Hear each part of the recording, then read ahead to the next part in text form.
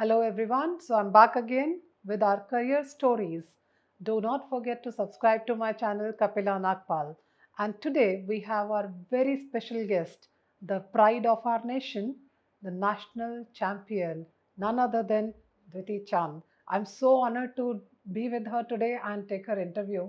Welcome to my show, ma'am. It's really an honor to be with you today. Thank you. So, आप अपने बारे में कुछ हमको बताइए, आपका करियर कैसे स्टार्ट हुआ? क्या आपने मेहनत की? वो आई थिंक सब लोग जानना चाहेंगे बिकॉज़ स्पोर्ट्स एक ऐसा एरिया है, जहाँ पे बहुत लोगों को जानकारी नहीं है कि वो करियर भी बना सकते हैं उसमें से। तो वो आप कुछ हमारे व्यूअर्स को बताएँ? नमस्ते, मैं हूँ द्युति चंद, इंटरनेशनल एथलेट, ओलंपियन, अजनवाड़ी। बेसिकली मैं उड़ीसा की हूँ, जाजपुर डिस्ट्रिक्ट की, चक्कगोपालपुर गाँव की। मेरी फैमिली में 6 सिस्टर, 1 ब्रदर, मम्मी-डैडी को मिलाकर 9 मेंबर। इस फैमिली में एक स्पोर्ट्स पर्सन बनना इतना आसान नहीं था मेरे लाइफ में। बहुत स्ट्रगल किया मैंने मेरे लाइफ में, बहुत दिक्कत का सामना किया मैंने। फिर भी मैंने स्पोर्ट्स कभी छोड़ा नहीं। कंटिन्यू मैंने स्पोर्ट्स को कंटिन्यू किया मेरे लाइफ में, इसलिए आज सक्सेसफुल मैं बन पा रही हूँ पूरी इंटरनेशनल लेवल में। पहले-पहले जब स्पोर्ट्स शुरुआत की थी, रूरल एरिया में शुरुआत की थी, मेरी जो गाँव है चकगोपालपुर गाँव से। वहाँ पे आस-पास में कोई मतलब ग्राउंड नहीं था, कोई कोचेस भी नहीं थे, कोई डाइट भी नहीं था। फिर भी मैंने स्पोर्ट्स वहाँ पे शुरू किया था और हमारे गाँव के जो नदी के किनारे है, महानदी की नदी बोलते हैं इसको, वो किनारे में रनिंग शुरुआत की थी मैंने। लगातार मैं 5 साल तक मेरे स्कूल में चैंपियन बनी रही। फिर 2006 में पहली बार मैंने स्पोर्ट्स हॉस्टल में इंटरव्यू दिए थे मैंने और वहाँ पे सक्सेस होने के बाद वहाँ पे मेरे को रहना खाने के साथ गवर्नमेंट की तरफ से मुझे ट्रेनिंग मिला और उस दिन से मैंने कंटिन्यू किया और 2006 से लेके अभी तक 2023 तक अंदर में कम से कम 20 से 22 से साल हो चुका है मेरा स्पोर्ट्स करियर में।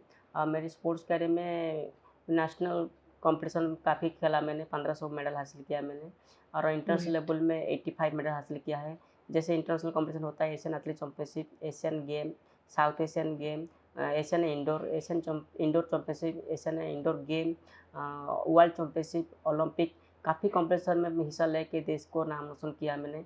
मेरी लाइफ में सबसे बड़ा मेडल हासिल किया है एशियन गेम में, जो 2 सिल्वर मेडल हासिल किया था 100 मीटर में और 200 मीटर में और इससे सबसे बड़ा अचीव था मेरी लाइफ में वर्ल्ड चैंपियनशिप में मैं फाइनल में एंट्री किया था और वर्ल्ड यूनिवर्सिटी गेम में पहली भारतीय महिला के हिसाब से गोल्ड मेडल भी हासिल किया मैंने और मेरे नाम में नेशनल में 100 मीटर में 10 बार रिकॉर्ड तोड़ा मैंने। मेरे नाम में अभी रिकॉर्ड चल रहा है जो पीटी उषा दीदी के नाम पर था, रिकॉर्ड 11.43, इसको मैंने बीट करके 11.17 का टाइमिंग का जो रिकॉर्ड टाइम मैंने क्रिएट किया है। पोस्ट करना था उतना आसान नहीं था, बहुत स्ट्रगल किया मैंने और इसी बुरे वक्त के टाइम में मुझे जो साथ दिया है मेरे परिवार लोगों ने और मेरे कोच और मेरे जो फाइनेंशियल सपोर्टर जो है कि किसका जो फाउंडर है डॉक्टर अछू सामंत और स्टेट गवर्नमेंट सब मिलके मुझे सपोर्ट किए थे, इसलिए आज मैंने इतना सक्सेसफुल एथलीट बन पा रही हूँ पूरी देश में। यही मेरा स्टोरी है, यही मेरा कहानी है। बेसिकली स्पोर्ट्स जो पहली बार शुरू की थी गाँव में, काफ़ी लोगों ने क्रिटिसाइज़ कर रहे थे कि एक लड़की होके रनिंग करना इतना आसान नहीं था मेरे लिए। बहुत बिल्कुल। लोगों ने क्रिटिसाइज़ कर रहे थे मुझे कि रनिंग करने से तुझे क्या मिलेगा? क्योंकि हुँ। स्पोर्ट्स में उस टाइम कोई कैरियर कोई नहीं बना पा रहे थे। सब बोलते थे कि पढ़ाई करने से फ्यूचर में कुछ ना कुछ छोटा-मोटा जॉब कर सकते हो। लेकिन पुअर फैमिली थे, रहने के लिए तो इतना भी बड़ा घर भी नहीं था, खाने के लिए डाइट भी नहीं था। मेरे पापा का जो काम है, कपड़ा बनाने का काम है, बहुत गरीबी थे हम। तो उसी गरीब फैमिली में एक सक्सेसफुल स्पोर्ट्स पर्सन बनना इतना आसान नहीं था। काफ़ी लोगों का क्रिटिसाइज़ सह के भी मैंने स्पोर्ट्स रनिंग किया। नंगे पाँव में रनिंग किया रोड के ऊपर और कोचेस भी नहीं थे। फिर भी इतना सारा दिक्कत का सामना करके भी मैंने स्पोर्ट्स कभी छोड़ा नहीं था, कंटिन्यू किया और पर यही एथलीट बनने का ही कैसे दिमाग में आया? मतलब कोई और स्पोर्ट्स ना चुन के यही क्यों? हाँ, मैं वही बता रही थी कि बचपन में ही मेरा स्पोर्ट्स करने का आदत था, अच्छा। क्योंकि स्कूल लेवल में हमेशा चैंपियन बनी रही थी हाँ, हाँ। और मेरी फैमिली का जो बड़ी दीदी है सरस्वती चाँद, वो पहले एथलीट बन चुकी थी। हुँ, हुँ। तो उन्होंने मुझे प्रेरणा दिया कि तू भी मेरी तरह रनिंग शुरुआत करे थी, तो फ्यूचर में हम कोई ना कोई स्पोर्ट्स में हम सपोर्ट मतलब सक्सेसफुल हो जाएँगे तो हमको गवर्नमेंट सेक्टर तरफ से जॉब मिल जाएगा। हुँ, हुँ, हुँ। तो पुअर फैमिली थे, जॉब करना कभी भी इम्पोर्टेंट था हमारे लिए, फाइनेंशियल सपोर्ट ज़रूरी था, तो इसलिए मैं स्पोर्ट्स को कंटिन्यू किया था मैंने। ग्रेट। तो आजकल लोगों को क्या करना चाहिए कि वो आगे बढ़ पाएँ इस फ़ील्ड में? क्योंकि आजकल गवर्नमेंट, पेरेंट्स सब बहुत जागरूक हो गए हैं कि वो चाहते हैं कि अब उनके बच्चे अगर ये टैलेंट रखते हैं इस तरह का, तो वो भी इसमें आगे बढ़ें। बट सबको तो राह नहीं मिल पाती है, तो इसके लिए क्या करना चाहिए? आप कैसे मार्गदर्शन करेंगे उनका? पहले ये बता देते कि जो पेरेंट्स के मन में यही था कि स्पोर्ट्स में कोई कैरियर नहीं है, इसीलिए बच्चे के ऊपर पढ़ाई का दाव मतलब प्रेशर देते थे। तो अभी देखेंगे तो हम गवर्नमेंट सेक्टर तरफ से बहुत सारा स्कीम निकाला दिया ना गवर्नमेंट ने। तो पढ़ाई के फ्री के साथ साथ स्पोर्ट्स भी आप कर सकते हो, और स्पोर्ट्स में जब आप सक्सेसफुल हो जाएंगे आपको फाइनेंशियल सपोर्ट भी मिल जाएगा, और कहीं ना कहीं गवर्नमेंट सेक्टर में आपको जॉब भी मिल जाएगा, और आप इंटरनेशनल लेवल में अच्छा प्रदर्शन कर रहे हो, मेडल ले रहे हो, देश को गर्वित कर रहे हो, तो आपको कैश और भी मिलेगा। तो लगभग आप स्पोर्ट्स करेंगे तो खुद का तो कैरियर बना सकेंगे। तो सभी पेरेंट्स को यही कहूँगी कि पढ़ाई, बच्चा तो पढ़ाई करेगा, एजुकेटेड बनेगा, सोसाइटी के लिए काम करेगा, लेकिन देश के लिए जो सम्मान बढ़ाएगा वो एक ही रास्ता है, स्पोर्ट्स। आज स्पोर्ट्स करेंगे तो देश का नाम रोशन करेंगे, और इसके साथ साथ खुद का हेल्थ भी अच्छा रहेगा।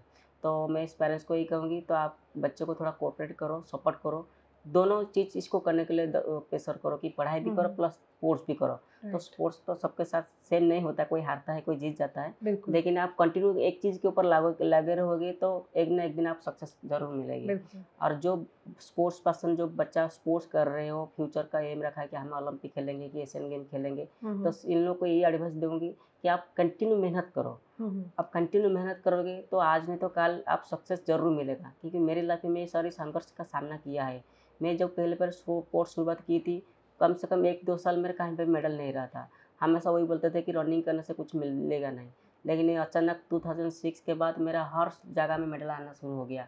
जूनियर लेवल में काफ़ी इंटरनेशनल मेडल लिया मैंने, जैसे यूथ हो एशियन चैंपियनशिप, यूथ हो वर्ल्ड चैंपियनशिप, और यूथ एशियन गेम, काफ़ी जूनियर टाइम में काफ़ी मेडल हासिल किया मैंने, और सीनियर लेवल में भी एशियन एथलेटिक्स चैंपियनशिप में भी काफ़ी मेडल हासिल किया मैंने, एशियन गेम में भी, वर्ल्ड चैंपियनशिप तो में, हर जगह इसका में जीता कोई मैंने। उम्र होता है कि हमको +2 में स्टार्ट करना चाहिए, या कौन-सा एक ऐज कौन-सा सही रहता है, किसी को अगर परस्यू करना है, और कौन से इंस्टीट्यूट्स में सही तरह का कोचिंग दिया जा सकता है? स्पोर्ट्स हो, पढ़ाई हो, सारी चीज़ बचपन से ही शुरू करना पड़ता है। ओके। हमारा पेरेंट्स लोग क्या सोचते हैं कि नहीं, बच्चा 10 क्लास पास करेगा, +2 पास करेगा, +3 डिग्री पास करेगा, तब जाके स्पोर्ट्स शुरू करेगा। तो बॉडी के हिसाब से कहेंगे तो जब वो बच्चे को 7-8 साल उम्र होता है तब स्पोर्ट्स शुरू करेंगे, तो अब 11-12 साल में सक्सेसफुल हो जाएँगे। लेकिन आजकल के बच्चा क्या करते हैं ना, पढ़ाई में ज़्यादा ध्यान देने के बजाय स्पोर्ट्स इतना कंटिन्यू नहीं कर पाते। तो जब 12-13 साल उम्र में जब स्पोर्ट्स शुरू करना चाहिए था, उस टाइम में नहीं करके 20 साल 19 साल में शुरू करते हैं, जिस कारण से जितना परफॉर्मेंस इंप्रूवमेंट होना चाहिए वो नहीं हो पाते। इसलिए बच्चा हार जाते हैं, बोलते हैं कि हमारा द्वारा स्पोर्ट्स नहीं हो पाएगा, कोई सपोर्ट नहीं है, बहुत ज़्यादा ब्लेम करते हैं। लेकिन राइट। स्पोर्ट्स का जो शुरुआत उम्र है, 7-8 साल से आप शुरुआत करेंगे, तो 14-15 साल जब आपको हो जाएगा, उस टाइम आपको नेशनल लेवल में मेडल आना शुरू हो जाएगा। और कौन से इंस्टीट्यूट्स हैं जो अच्छा कोचिंग दे पाएँगे इस चीज़ के लिए? आप देखेंगे तो पढ़ाई के बारे में सोचेंगे तो हर जगह में प्राइवेट इंस्टीट्यूट है, आप जहाँ पे जाके पढ़ाई कर सकते हो। लेकिन स्पोर्ट्स के बारे में देखेंगे तो कोई ऐसा इंस्टीट्यूट नहीं है, वो जाके कहीं पे प्रैक्टिस कर सकते हो। इसके लिए गवर्नमेंट का बहुत सारा स्कीम है, और रूरल एरिया में बहुत सारा ग्राउंड भी रखा गया है, स्पोर्ट्स ट्रेनिंग सेंटर। आप वहाँ जाके ट्रेनिंग कर सकते हो। ऐसे देखें तो प्राइवेट में भुवनेश्वर में एक ही संस्था है जो कीट यूनिवर्सिटी, जिनका जो फाउंडर डॉक्टर अतुल सामंत, तो उन्होंने सारा इंफ्रास्ट्रक्चर क्रिएट किया है बच्चों के लिए, गरीब बच्चों के लिए, जो राइट। वहाँ पे रह के पढ़ाई के साथ-साथ स्पोर्ट्स भी कर सकते हैं। वहाँ पे क्रिकेट ग्राउंड है, एथलेटिक ग्राउंड है, रग्बी है, हॉकी है, और जितनी सारी स्पोर्ट्स का इंफ्रास्ट्रक्चर सब उन्होंने क्रिएट किया है। तो आप राइट। चाहोगे तो वहाँ पे भी जॉइन करके स्पोर्ट्स को कंटिन्यू कर सकते हो। और ऑल ओवर इंडिया में भी आई थिंक बहुत सारे इस तरह के होंगे, राइट? सो किसी को भी स्पेशली एथलीट बनना हो अगर, बिकॉज़ स्पोर्ट्स में भी बहुत सारे एरियाज़ हैं। कोई बैडमिंटन चैंपियन बनता है तो कोई क्रिकेट का चैंपियन बनता है। तो आपकी तरह एक और द्वितीय चाँद अगर किसी को बनना हो, तो और किस इंस्टीट्यूट में अच्छा रहेगा उनके लिए? मेबी कुछ इंस्टीट्यूट्स के नाम अगर हेल्पफुल रहेंगे कुछ ऑल ओवर इंडिया में? नहीं, एक्चुअली स्पोर्ट्स में तो बहुत सारा जो स्पोर्ट्स ट्रेनिंग सेंटर है वो बेसिकली गवर्नमेंट का ज़्यादा है। अच्छा। स्पोर्ट्स अथॉरिटी ऑफ इंडिया में बहुत सारा स्टेट में इनका स्पोर्ट्स ट्रेनिंग सेंटर है। जैसे पटियाला में है, बैंगलोर में है, दिल्ली में है, उड़ीसा में भी है, भुवनेश्वर में, राइट। और कोलकाता में भी है। तो इनको बोलते हैं साई स्पोर्ट्स सेंटर। तो अच्छा। वहाँ पे गवर्नमेंट के अंदर गवर्नमेंट की तरफ से कोच प्रोवाइड किया जाता है। Sports nutrition, doctor, okay. Physiotherapist, sports का इंस्ट्रक्टर, सब कुछ प्रोवाइड किया जाता है स्पोर्ट्स पर्सन के लिए। आप कोई भी कोर्स करेंगे तो गवर्नमेंट सेक्टर का तरफ से आप हेल्प ले सकते हो। नहीं तो प्राइवेट सेक्टर तरफ से भी बहुत सारा इंस्टीट्यूट है, जो यहाँ पे जाके भी आप पढ़ाई करके भी ट्रेनिंग ले सकते हो। और कुछ पर्टिकुलर डाइट का भी आई थिंक ध्यान रखना पड़ता होगा? जी। तो डाइट कैसा रहना चाहिए? देखो डाइट के बारे में तो मैं नहीं बता सकती हूँ क्योंकि मैं न्यूट्रिशन आप नहीं हूँ। अपने बारे में बता सकते हाँ, हो। मैं स्पोर्ट्स के हाँ, बारे में बता सकती हूँ कि मैं कितना स्ट्रगल किया है, कितना मेहनत किया है, हाँ, कहाँ-कहाँ हाँ। जीता मैंने।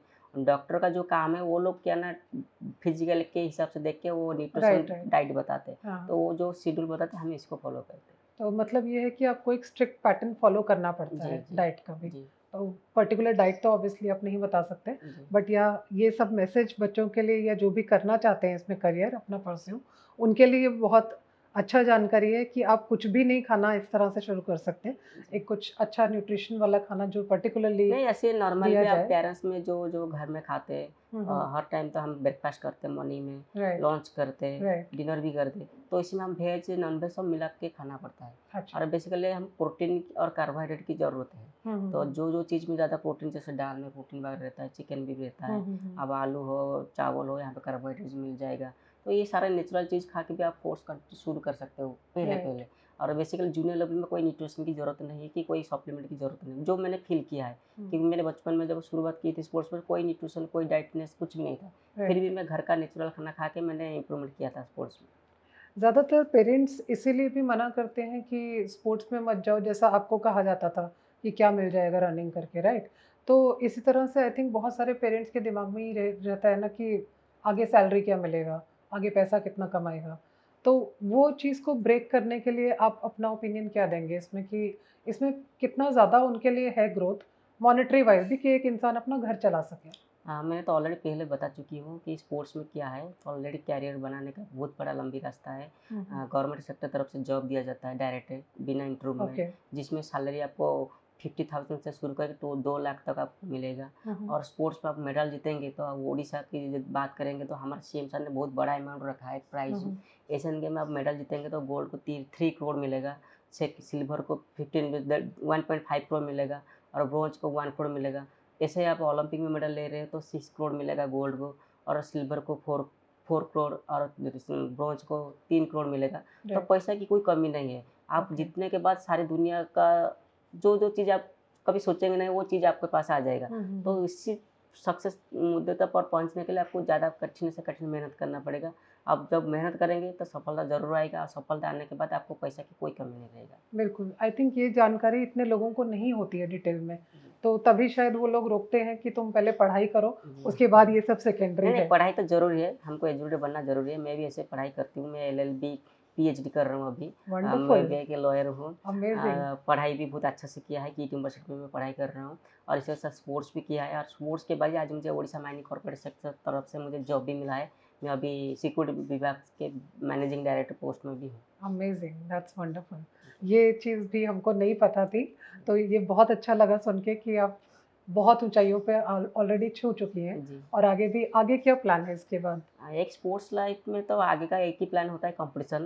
ओके, जितना भी कंपटीशन आएगा आगे इसकी तैयारी करना पड़ता है और ऐसे स्पोर्ट्स पर्सन स्पोर्ट्स खत्म करने के बाद तो दूसरा रास्ता नहीं चुन पाते। आइदर कोच बन के बच्चों को ट्रेनिंग दिलाते हैं नहीं तो हुँ, हुँ, खुद का हुँ, एकेडमी बनाते हैं। राइट। तो ऐसा उम्मीद रखा है मैंने क्योंकि मैंने बचपन में गरीब में जब थी जो हुँ, हुँ, कठिनाई में सामना किया है तो उसी कठिनाई में सारी बच्चों को रियायत देने के लिए मैं एक एकेडमी बनाना चाहती हूँ हुँ, हुँ। जो फ्यूचर में द्युति चंद स्प्रिंट एथलेटिक्स एकेडमी और इसके साथ बच्चों को भी ट्रेनिंग दिलाऊँगी। जो गरीब बच्चे लोग चाहेंगे कि हम स्पोर्ट्स पर्सन बनना है, इसको जो-जो चीज़ कमी रहता है, तो इसको पूरा करने के लिए कोशिश करूँगा। और एक चीज़ मैं पूछना चाहूँगी, ये मैं मेरा खुद का भी क्यूरियोसिटी था कि इतना स्टारडम, आप इतनी बड़ी सेलिब्रिटी हो, इतना देखने के बाद जी, आप बहुत डाउन टू अर्थ हो, जी, वो जो मैंने ऑब्ज़र्व किया। जी, बट लोगों का थोड़ा-सा सक्सेस चढ़ जाता है सिर पे, जी। राइट?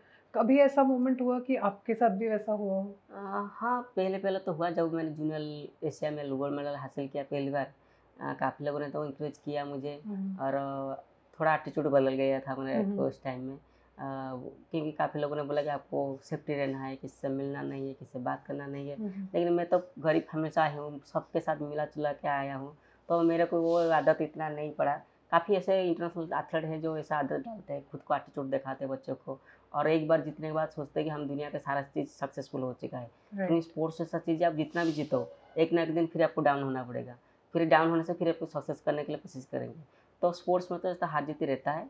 तो हमेशा जीत को सक्सेसफुल की तरह मान के आप जो मेहनत किया है इसको ही सफलता करके सोच के हुँ, आप कंटिन्यू करेंगे तो नेक्स्ट कंपटीशन आप भी सक्सेस कर पाओगे। मुझे लगता है हर लाइफ के मोड़ पे चाहे कोई भी सेक्टर क्यों ना हो, उतार चढ़ाव तो आता रहता है, ज़रूर, तो इंसान हमेशा झुक के रहे तो आगे बढ़ता है। ज़रूर, ज़रूर। राइट, तो आप लिविंग एग्जाम्पल हैं उस चीज़ का, मुझे बहुत अच्छा लगा देख के वो थैंक चीज़ यू। आपके अंदर। और ऐसा कोई बहुत इंसिडेंट्स कुछ ऐसा याद है वाकया जहाँ पे आप हारे हों और थोड़ा मतलब थोड़ा दुख इतना लगा हो कि उसको रिकवर करने में टाइम लगा हो, कुछ ऐसा हर्डल? बेसिकली लाइफ में तो 2-3 कंपटीशन में हार चुकी हूँ, लेकिन ये खुद का प्रॉब्लम की वजह मतलब पेन की वजह स्पोर्ट्स लाइफ ऐसा है, हमेशा इंजरी रहता है। कभी हैमस्ट्रिंग का इंजरी रहता है, कभी कमर का इंजरी रहता है, तो बहुत सारा इंजरी का सामना करना पड़ता है। वो इंजरी जब रिकवरी नहीं होता है प्रॉपरली टाइम में, तो वही ज़्यादा टेंशन देता है। तो ऐसे 2018 में ग्लासगो कॉमनवेल्थ गेम के लिए ऑलरेडी सिलेक्ट हो गई थी मैंने, ओके। लेकिन उसी टाइम में मेरा हाथ जो हैंड मेरा फ्रैक्चर हो गया था। तो 1 महीना था बचा था मतलब कॉम्पिटिशन को जाने के लिए। लेकिन ये मेरा रिकवरी जल्दी से जल्दी नहीं हुआ, जिस कारण से मैंने जा नहीं पाई। ओके, तो वो कैसे हैंडल किया अपने आप को, मतलब कैसे संभाला उस टाइम पे? उसके बाद एशियन गेम होने वाला था। मेरे कोच ने मुझे समझाया कि कॉमनवेल्थ नहीं होता तो क्या हुआ, एशियन गेम में आ गए हैं, हम इसके पहले हम रिकवरी हो जाएंगे। Okay, great.